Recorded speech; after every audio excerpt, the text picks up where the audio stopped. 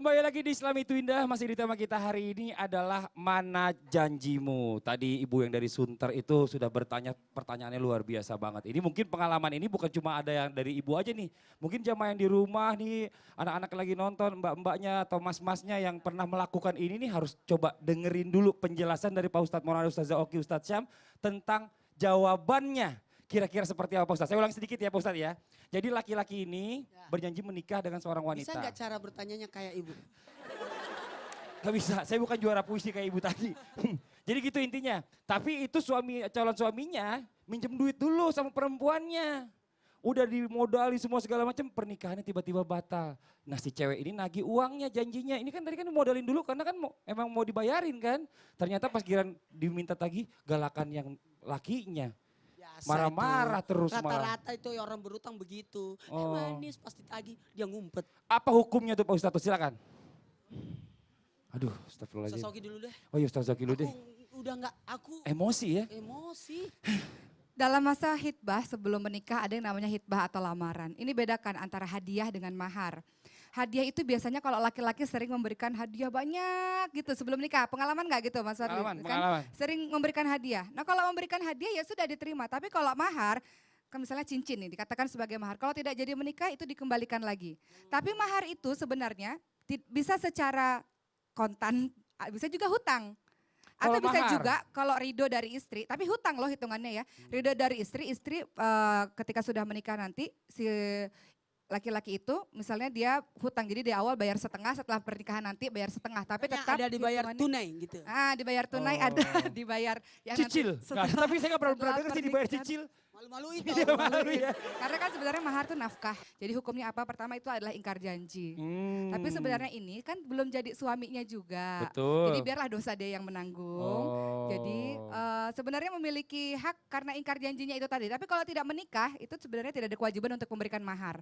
Hanya saja sekarang hukumnya adalah karena dia ingkar janji. Jadi silakan kalau mau ditagih janjinya, silakan tagih janjinya itu. Tapi bukan mahar karena tidak menikah. Betul. Gitu. Ustadz silakan. Saya langsung emosi. Ini lebih daripada emosi Bu. Masalahnya begini, dia utang sama wanita itu, padahal laki-laki adalah bersifat tanggung jawab. Jadi laki-laki seperti ini tidak pantas disebut suami. Tidak pantas untuk bersiap jadi suami, karena kenapa? Kenapa mau tahu? Dia utang sama wanita untuk biaya pernikahan, terus nggak dibayar juga walaupun tidak jadi, harusnya diganti semua pembiayaan. Apalagi kan ada namanya, maaf ya, ada namanya uang dibakar. Apa tuh uang dibakar Pak Ustadz? Habis dibakar, gedung, Oh, makanan, sewa uang buat sewa. semua itu, Iya. itu harusnya diganti. Catering. Jadi hukumnya apa tuh? Haram. Haram, Jelas dosa. haram. Sesuatu ya yang Allah. menyalahi itu luar biasa karena melibatkan Allah di situ. Ih, nanti ditagih sama Allah di akhirat nanti itu ya, nauzubillah summa nauzubillah nih. Kalau gitu langsung aja nih buat Ustazah Oki. Tolong dikasih juga nih tentang tema kita hari ini, ada nggak kisah teladan yang bisa Kisahnya, dibawakan? kisahnya. Insya Allah. Insya Allah ada? Insya Allah. Ada? Insya Sedikit Allah. bocoran aja, apa?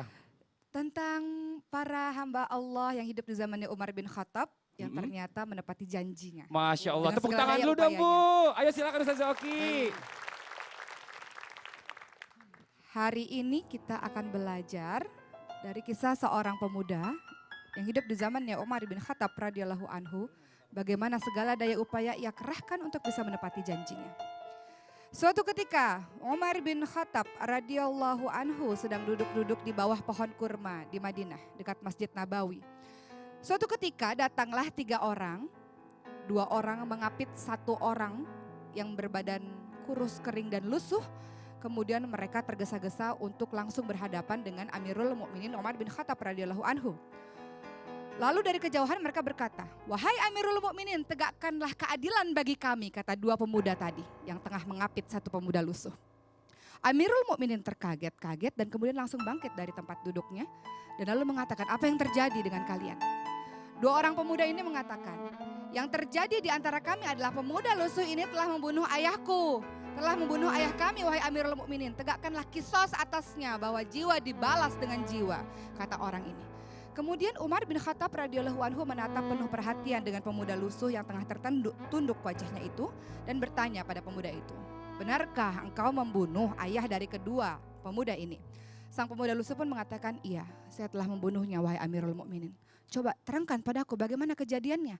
Maka sang pemuda lusuh ini pun berkata, aku berasal dari kota yang sangat jauh sekali. Berasal dari negeri yang sangat jauh sekali. Membawa sebuah urusan muamalah. Urusan kaumku untuk aku selesaikan di kota ini. Aku membawa satu unta, satu-satunya kendaraanku.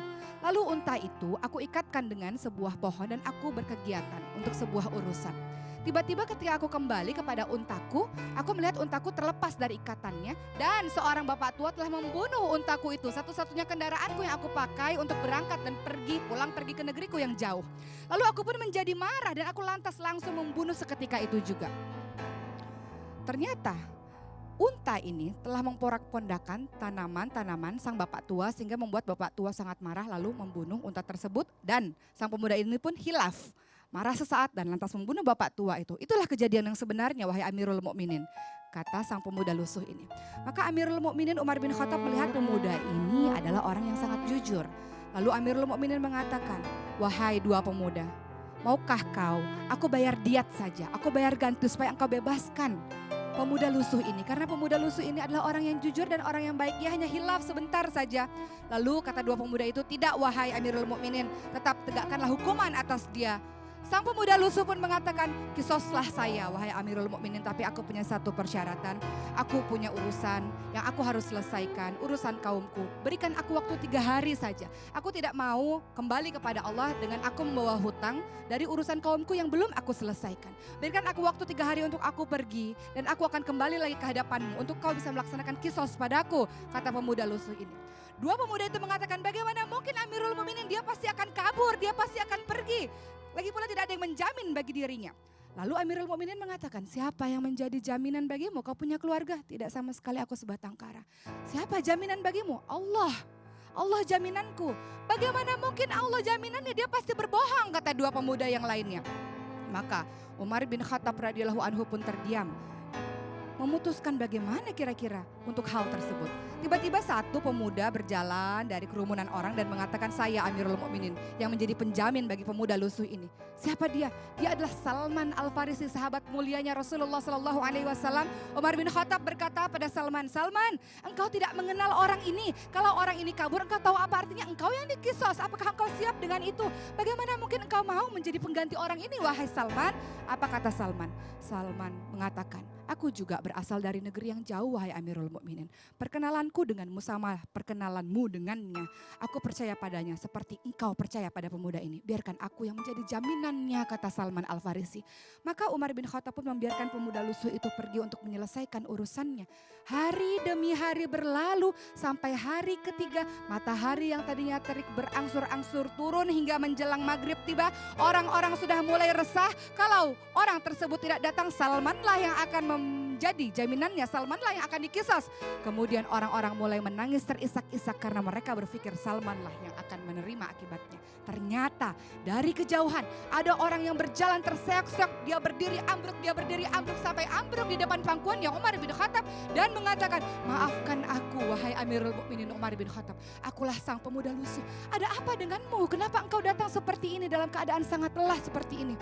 Apa yang dijawab oleh pemuda itu? Di tengah perjalanan, untaku ternyata sangat lelah karena aku memacu untaku sangat cepat untuk bisa sampai tepat waktu di tempat ini. Tapi untaku mati karena kelelahan. Maka di tengah padang pasir, aku berlari sekuat tenaga, sisa tenagaku untuk sampai ke tempat ini. Supaya aku bisa menjalankan hukumanku, yaitu dikisos. Apa kata Umar bin Khattab? Kenapa kau melakukan ini? Aku melakukan ini agar seluruh umat muslim berpikir bahwa seorang muslim adalah orang yang menepati janjinya, kata orang tersebut.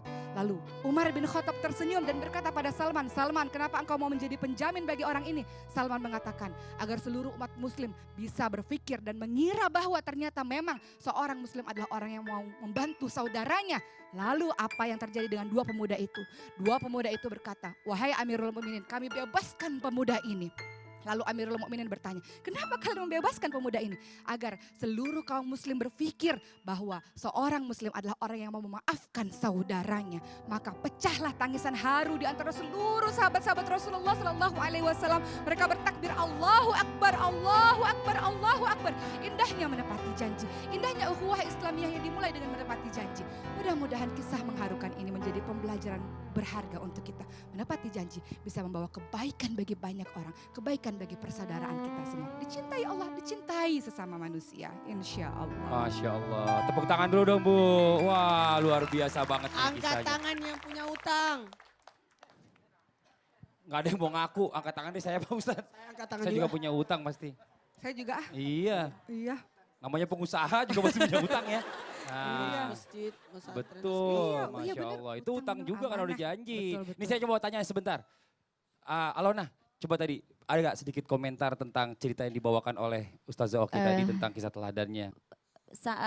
Motivasi buat saya untuk Betul, kedepannya. motivasi. Masya Allah ya. Motivasinya sangat bagus sekali dan maksud saya tuh apalagi saya saat ini lagi belajar untuk membenahi diri saya Masya sendiri. Allah, betul. Insya Allah saya akan berhijab. Amin, Amin, amin, ya ya Allah, Allah, amin, amin, Masya amin, Allah, amin. amin, amin, amin. Nah sekarang Aku boleh, Aku mau peluk Tuh. dulu, Masya Allah. Tuh. Masya Allah. Peluk Ustazah. sekarang boleh pertanyaannya. Oke silakan, ayo pertanyaannya dulu. 3 pertanyaan. Ah. Oke, Oke. 3 pertanyaan ke Pak Satu. Ustadz. Satu.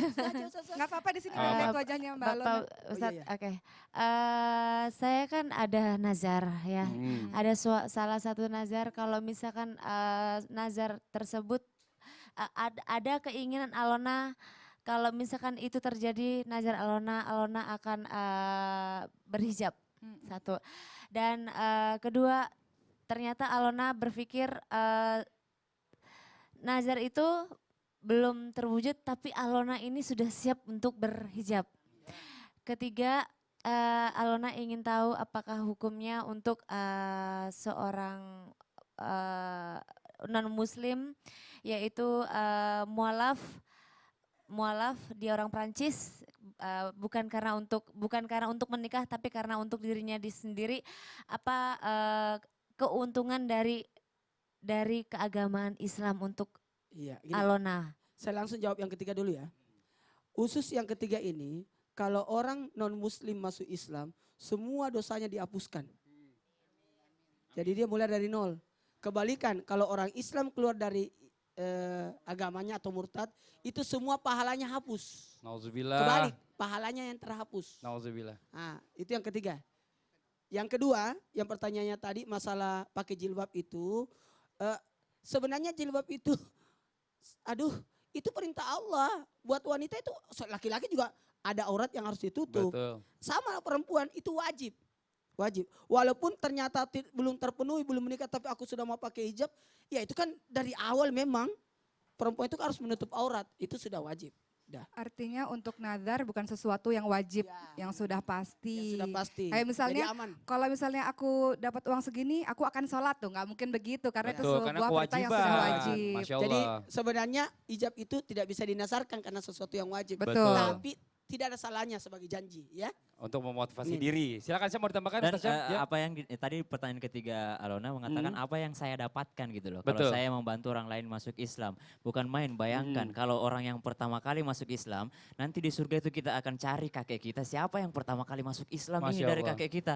Siapa yang membuat kita ini masuk Islam sejak lahirnya? Kakek kita yang dulu itu kita cari. Sama seperti Alona, dia masukkan Islam calon suaminya. Nanti keturunannya itu akan mencari Alona. Masya surga nanti Allah. mencari Alona, Amin, tahu nggak ya Allah, semua amin, amin, keturunan amin. Alona itu akan datang berterima kasih sama Alona. Masya Allah. Allah, Tepuk tangan Masya dulu dong Bu. Allah. Wah luar biasa. Coba sekarang kalau Kris, Masya Allah. atau Kris Anjar apa Kris yang Anjar, enaknya? Anjar, Anjar aja lah ya. Anjar, coba Afdol. Anjar komentarin dong tadi kisah teladan yang dibawakan oleh Ustazah Oki nih, seorang pemuda lusuh Ya, yang luar biasa ini tadi. Benar-benar sangat menyentuh. Terus tadi juga saya sampai mau nangis. Jangan mau, sudah nangis aja Iya deh. sih, emang udah nangis. Sedih emang. Pak Ustaz, saya juga tadi Cuman sedih dengarnya. agak-agak Saya diperhalus aja. tadi lagi ngapusin. Sama. Masya Iya. Allah. Sama-sama aja lagi. Gak usah nangis lah. Jadi malu sama ini. ternyata yang namanya hutang tuh betapa tingginya, betapa beratnya kalau seandainya kita nggak bayar gitu. Karena kita ibadah udah bagus, sholat udah rajin, segala amal ibadah udah kita lakuin, segala perbuatan yang yang Allah larang kita hindarkan, tapi satu hal yaitu hutang. Jadi ibaratnya kita udah mau masuk surga, tiba-tiba terhalang sama hutang. Nauzubillah, Ntar dulu, lu masih ada hutang, nggak bisa gitu. Iya. Jadi kan Aduh. Nauzubillah, luar biasa ya. Makanya Ini kan- jangan berutang. Iya. Walaupun Saya ini banyak utang. walaupun cuma 5.000 loh. Jangan main-main Jangan ya Pak Ustadz ya. 5.000. Yang 1 perak pun Nah. termasuk utang. Justru yang 1 perak itu yang membahayakan. Ini Kan tulang, nauzubillah, semua tulang nauzubillah. ikan yang kecil yang nusuk di sini. Iya benar-benar. Gak ada yang tulang gede masuk. Enggak. Iya benar-benar. Masya Allah, ini pelajaran buat kita semuanya ya Bu ya. Mudah-mudahan kita menjadi orang yang baik yang bisa menepati janji ya Bu ya. Amin, amin, ya Amin, Allah, amin ya rabbal alamin. Ini buat jamaah yang di rumah nih jangan kemana-mana. Kalau tadi kita sudah mendengarkan tausiah, sudah mendengarkan kisah teladan, sudah mendengarkan murotal. Sesaat lagi kita akan mendengarkan kajian dari Ustadz Maulana tentang bagaimana caranya supaya kita tidak mudah ingkar janji. Jangan kemana-mana, tetap di Islam itu Indah. Jamaah. Oh jamaah. Alhamdulillah.